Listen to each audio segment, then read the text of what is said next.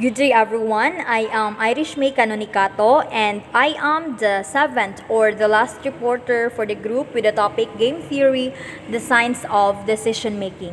So my group mates already discussed the basics of the game theory and now it is my task to present to you the summary of our topic. For our intended learning outcomes, at the end of this lesson, the learners are able to define what is game theory and how it works.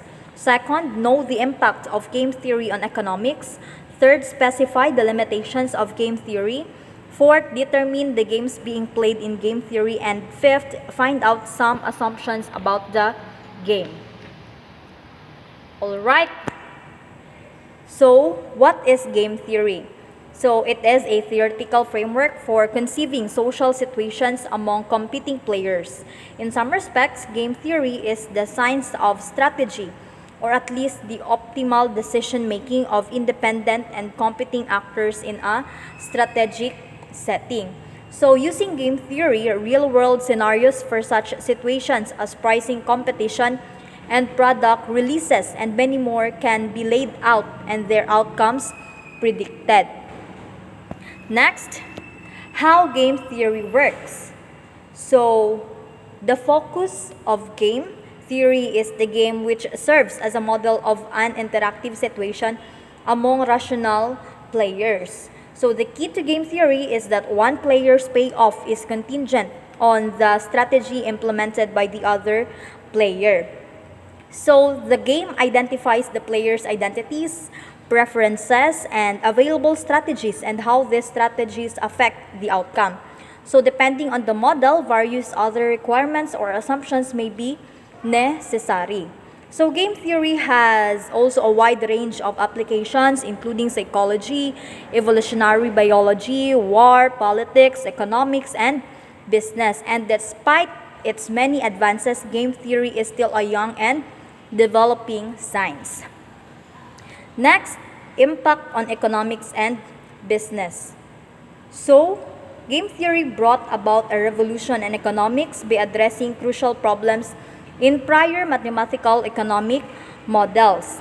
So, game theory turned attention away from steady-state equilibrium toward the market process. For instance, neoclassical economics struggled to understand entrepreneurial anticipation and could not handle the imperfect competition. So in business, game theory is beneficial for modeling competing behaviors between economic agents.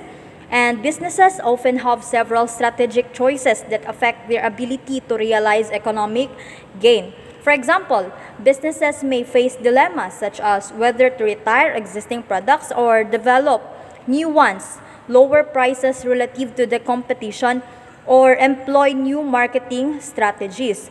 Economists often use game theory to understand oligopoly firm behavior, and it helps to predict likely outcomes when firms engage in certain behaviors such as price fixing and collusion.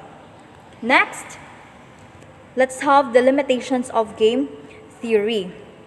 So the biggest issue with game theory is that, like most other economic models, it relies on the assumption that people are rational actors that are self-interested and utility maximizing.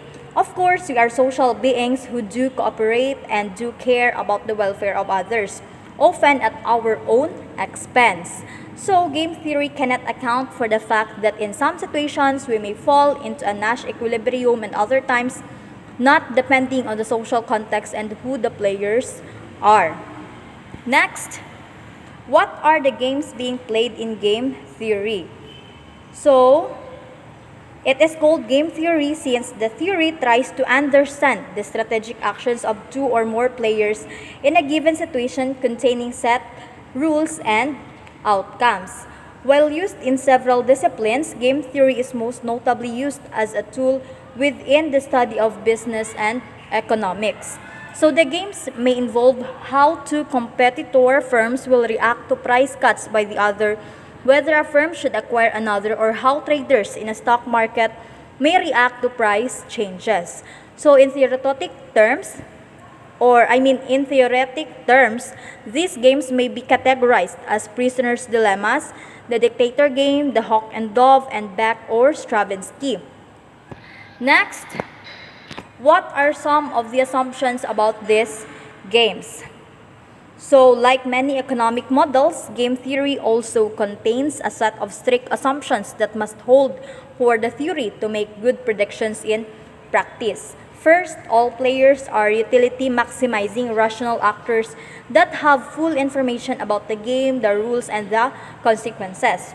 Next, players are not allowed to communicate or interact with one another. And third, possible outcomes are not only known in advance but also cannot be changed. And the number of players in a game can theoretically be infinite, but most games will be put into the context of only two players. Alright, so here are my references, and that ends with my report. And I hope that you've learned a lot. Thank you so much, and good day, everyone.